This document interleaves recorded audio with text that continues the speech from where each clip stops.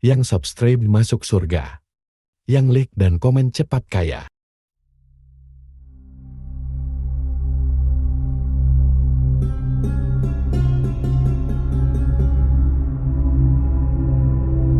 Assalamualaikum warahmatullahi wabarakatuh. Para pemirsa YouTube sekalian dimanapun kalian berada, pada kesempatan kali ini insya Allah kita akan membahas terkait 5 langkah menggagalkan godaan setan.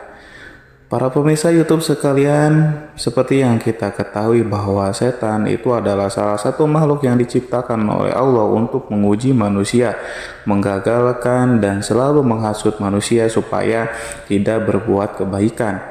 Nah, dengan demikian kita akan membahas hari ini bagaimana caranya menggagalkan hasutan dari setan itu sendiri. Tapi sebelum kita mulai, alangkah lebih baiknya jika pemirsa sekalian menekan tombol subscribe terlebih dahulu supaya bermanfaat bagi banyak orang.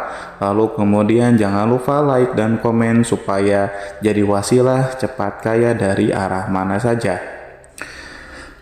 Baik, pada kesempatan kali ini Imam Ghazali dalam kitabnya Ihya Ulumuddin pernah berkata bahwa di antara hal yang harus dimengerti oleh seorang hamba adalah mengetahui tipu daya setan dan godaannya. Sesungguhnya pemahaman ini fardu ain adanya.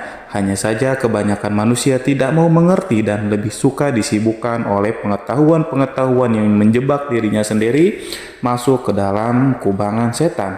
Oleh karena itu, akutnya tipu daya setan, maka seorang hamba harus mengerti berbagai kiat mematahkan bujuk rayu setan. Hal ini berfungsi untuk menyelamatkan diri dari para setan yang terkutuk. Terkutuk karena godaan dan rayuannya itu dihembuskan oleh setan bersama dengan hembusan napas manusia.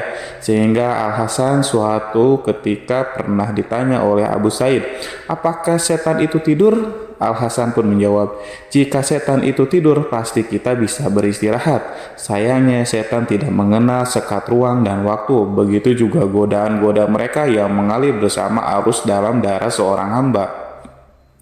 Namun manusia sebagai makhluk yang sempurna yang dibekali Allah dengan kemampuan bernalar harus memiliki kemauan untuk mengalahkan setan. Dan oleh karenanya Al-Ghazali dengan jelas menerangkan 5 kiat mematahkan godaan setan. Yang paling pertama yakni adalah membuat kurus setan dengan memperbanyak zikir kepada Allah Subhanahu wa taala. Rasulullah pernah bersabda, sesungguhnya orang mukmin itu membuat kurus setannya sebagaimana seorang di antara kamu membuat kurus ontaknya dalam perjalanan. Jika sebuah binatang liar telah dikuruskan, pastinya ia akan mudah diatur dan menjadi penurut karena ketergantungan kepada majikannya. Begitu juga setan. Jika seorang hamba telah bisa menguasai setan dengan tidak serta-merta memenuhi keinginannya, pastilah setan akan kurus badannya.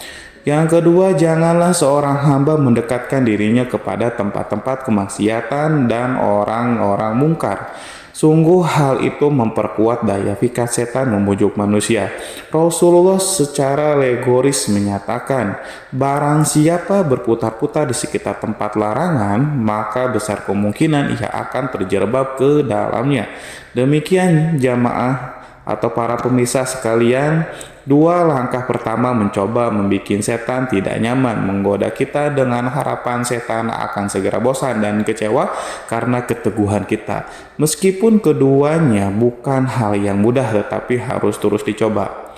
Dan yang ketiga, hendaknya seorang hamba selalu sadar bahwa sesungguhnya tujuan setan menggoda hanyalah ingin menjerumuskan kita ke lembah kenistaan dan kemadorotan abadi. Tidak ada godaan setan yang membawa pada kebermanfaatan. Sesungguhnya setan berbuat demikian karena setan ahli cuci tangan. Ibarat penjegal yang merasa puas jika korbannya jatuh tersungkur dan dia terkekeh dengan bangganya. Dalam surat Al-Hasyr ayat 16 Allah menerangkan, ketika dia berkata kepada manusia, kafirlah kamu, maka tatkala manusia itu telah kafir, maka ia berkata, sesungguhnya aku berlepas diri dari kamu. Para pemirsa sekalian, kemudian yang keempat, seorang hamba harus selalu ingat bahwa selain berusaha cuci tangan, setan juga bersifat pengecut. Ia menginginkan banyak teman dalam kesesatannya. Semakin banyak teman yang menemani dirinya dalam kesesatan, ia akan semakin puas. Karena sesungguhnya neraka Sa'ir itu sungguh luas. Dan karenanya setan menginginkan kawan untuk mengisinya. Demikian keterangan dari surat Al-A'raf ayat 16-17 menerangkan. Iblis menjawab, karena engkau telah menghukum saya tersesat, saya benar-benar akan menghalang-halangi mereka dari jalan engkau yang lurus.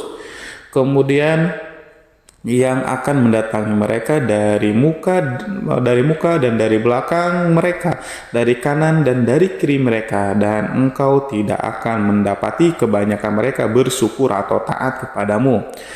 Dan kemudian yang terakhir, kelima, guna mendukung keempat kiat tersebut, seorang hamba harus senantiasa dalam kondisi lapar, karena kondisi lapar akan mempermudah seseorang hamba dalam mengingat Allah. Seperti halnya yang sudah disabdakan, inna syaitana yazri min ibni adam majrad dami fadiku majriyahu bil ju'i. Sesungguhnya setan itu berjalan pada manusia di tempat jalannya darah, maka persempitlah jalannya itu dengan mengosongkan perut. Demikian pemirsa, untuk sharing kali ini. Terima kasih banyak, semoga bermanfaat dan semoga kita dijauhkan dari godaan setan yang terkutuk. Wabillahi taufiq wal hidayah. Assalamualaikum warahmatullahi wabarakatuh.